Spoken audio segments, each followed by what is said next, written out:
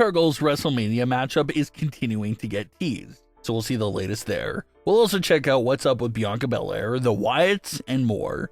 Starting things off with Bianca Belair, and finally a big update from the woman herself. After Bianca went down with a hand injury last April, the big situation with that injury was that she was going to try and let it recover on its own, but that if things stayed complicated, surgery would be needed. It's been a year, and things have been very quiet lately, so no one knew if Bianca had already gotten the surgery or not. But she finally cleared the mystery up this past weekend. Bianca took to her Instagram story to reveal she was finally getting the finger surgery done on February 16th. So finally a big piece of news and massive update there for Bianca Belair. Bianca was having a lot of difficulties and complications with the hand recovering on its own, but now with the surgery finally being done, this should get Bianca Belair back on track for the return to the ring sometime in 2026. There's no exact recovery time for this surgery for Bianca, but the average recovery for someone getting this surgery done for a broken knuckle and finger-related injuries could be anywhere from a few weeks to even up to 4 months. So at worst case scenario, Bianca's full recovery should be as late as June, but maybe even earlier, all depending on the specific situation, of course. Bianca's status was scary and radio silent there for a long time, but at least with this surgery, it lets us know that she's officially on the road to making a full recovery, and we'll no doubt hopefully see her back sometime in 2026. Liv Morgan was on Smackdown this week during Jade Cargill versus Jordynne Grace to continue to tease her WrestleMania 42 decision. Liv and Dominic sat at ringside having a Valentine's Day dinner while the match was underway. After successfully defending her title, Jade Cargill came up to Liv Morgan and said that would be her too if she picks Jade for WrestleMania. WWE is continuing to keep Liv's decision a mystery. She's still flirting with the idea of facing either champion at WrestleMania, but a final decision should be coming up here in the upcoming weeks. Maybe Liv's decision will most likely be made before Elimination Chamber, just so everyone will have a clear idea about which title the winner of the Women's Elimination Chamber will be going for. Although they're having Liv's decision still up in the air, fans still believe that Liv is picking Stephanie. It's a more logical and traditional heel versus babyface matchup, so it feels like that's the only choice to make. But they're keeping the mystery alive about Liv's decision for the time being. But assuming Liv does pick Stephanie, that means that the Women's Chamber is to determine Jade Cargill's WrestleMania opponent.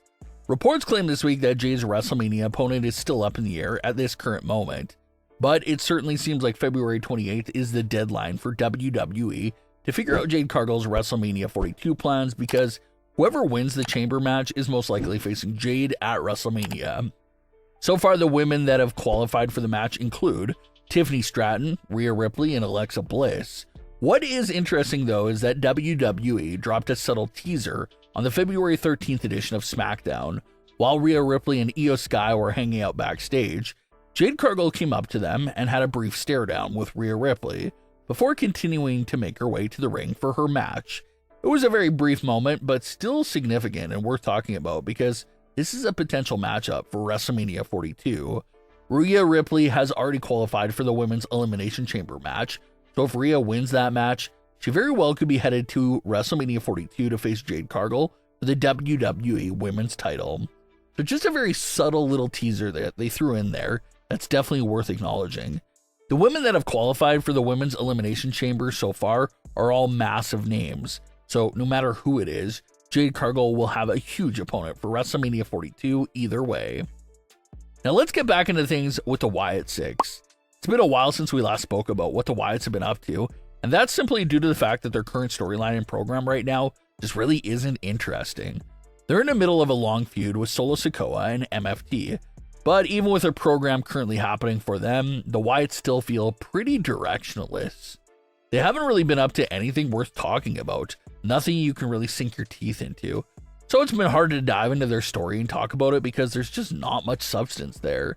But the February 13th edition of Smackdown featured a couple of moments there for the Wyatts and MFT. After MFT won a massive 10-man tag team match, the Wyatts appeared up in the stands and they were stalking Solo Sikoa and MFT. Then later on in the night, Solo Sikoa walked up to his locker room to find a drawing of his own head as the Wyatt Lantern.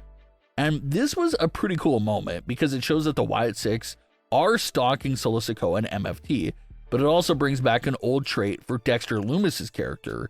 Dexter used to make drawings and then leave them around for his opponents and rivals, and the creepy drawings usually gave off very unsettling vibes.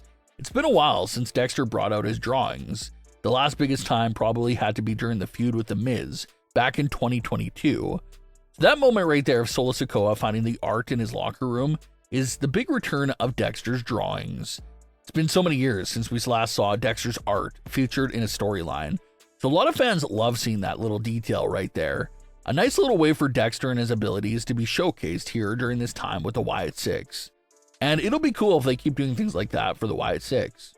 Just keep these little moments that individually highlight their personalities of the Wyatt Sicks members. Dexter's got his moment there to shine with his drawing, so it'll be really nice if they keep doing things like that to showcase a trait of each member. As far as what the Wyatts will continue to be as a group, it sure does seem like the feud with Solo Sikoa and MFT is 100% continuing into the future. MFT not only recently stole the tag team titles from the Wyatts, but they still have the Wyatt family lantern as well. It's unknown if the Wyatts are getting their tag team titles back, but you gotta assume that they're at least trying to get the lantern back. There's no way this feud ends without the Wyatts getting the lantern back. That's not going to be a permanent prop for Solo Sikoa and MFT to keep. It has to come home eventually. So that's what makes it seem as long as MFT has that lantern, this feud will continue to go on. The Wyatts need to at least get the lantern back before this could really be over. So the Wyatts definitely seem like they're closing in on Solo Sikoa and MFT. They want their lantern back, and they'll most definitely get it back at some point. And then from there on, it'll be tough to see where the Wyatts go next because there's not much big factions left for them to really face in WWE. You do have the Judgment Day hanging around, but they're over on Raw, and it seems like they're about to implode any week now with all their issues. So a Wyatt Sicks versus Judgment Day feud does not really have any shot of happening. There's been some buzz and rumors about Uncle Howdy potentially making his way into the mid-card scene and competing for the United States title. That's been a long time rumor and potential route for Howdy, but we're yet to really see anything like that. Uncle Howdy has only had one singles match since his 2024 return, so he definitely has to establish himself in the singles division if he wants to come after the mid-card titles. Things with the Wyatt Sicks are just so unfortunate because it was such a great idea. They had one of those amazing debuts in modern WWE history. But here we are 2 years later, and it feels like we just haven't had any proper story and direction ever since. It feels like the most recent impactful and significant thing they did was their debut night in 2024. So it would be nice to see them just do more things of actual substance and importance. But what are your thoughts on today's stories? Leave your comments below. Don't forget to subscribe with all notifications on, and leave a like if you enjoyed. Thanks for watching, guys.